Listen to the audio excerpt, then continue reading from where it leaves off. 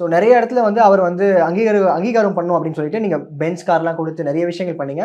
And you are planning for 2032ல வந்து ஒரு ஒலிம்பிக் மெடல் நம்ம எடுத்தே ஆகணும் வேலம்மாள் அப்படின்ற மாதிரி நிறைய விஷயங்கள் பிளான் பண்ணிட்டு இருக்கீங்க. What next sir?